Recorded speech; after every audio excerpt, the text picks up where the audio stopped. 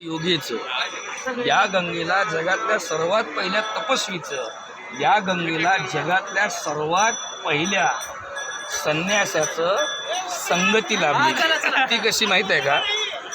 गंगा ही भगवान शंकराच्या जटेमध्ये 28 दिवस होती महाराज. आता जी नदी, जी गंगा शंकराच्या सहस्त्रारामध्ये 28 दिवस राहिलेली असेल, ती जेव्हा पृथ्वीवर येते तेव्हा ती नुसती पाणी घेऊन येत नाही, तेव्हा ती विष्णूचं जल घेऊन येत नाही, तेव्हा ती ब्रह्म्याचं पुण्य घेऊन येत नाही.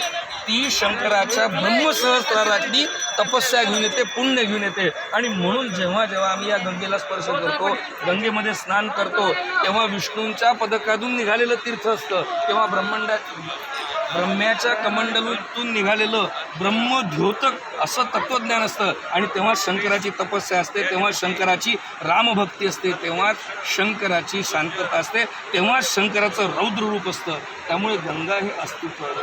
आणि म्हणून मला तरी असं वाटतं की सनातन धर्माच्या तीनही देवांचा प्रैस स्पर्श लागल्यामुळे गंगेचं पाणी कधीच खराब होत नाही. आणि एवढं सगळं शास्त्रीय झाल्यानंतर संत साहित्याकडे जेव्हा येतो तेव्हा ज्ञानोबा तुकोबा सांगतात की जरी ही त्रिदेवतांना प्रसन्न करून आली असेल ना, तरी जोपर्यंत ही संतांना स्पर्श करत नाही तोपर्यंत ही स्वतः क्रीडा पण करत नाही.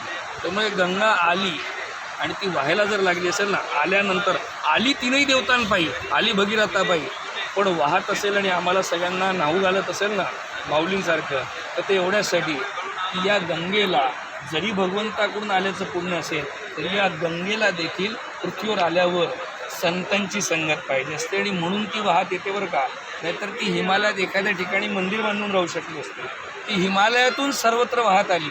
त्याचं कारण होतं की तिलासुद्धा संतांच्या अंगाला लागायचं होतं, तिलासुद्धा परत परत नूतन व्हायचं होतं आणि पवित्र व्हायचं होतं. संशय करू नये बरं का.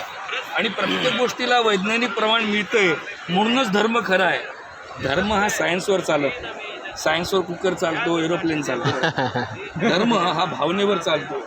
भाव बळे आकळे. त्यामुळे धर्माला सायन्सची जोड ठेवावी, विज्ञानाची जोड ठेवावी, परंतु प्रत्येक गोष्ट विज्ञानाच्या कसोटीला लागते म्हणून ती धार्मिक आहे नाही बरं का. आजही आम्हाला आमची आई कोण, आमचा बाप कोण हे कुठल्याही DNA टेस्टिंगनी सिद्ध करावं लागत नाही.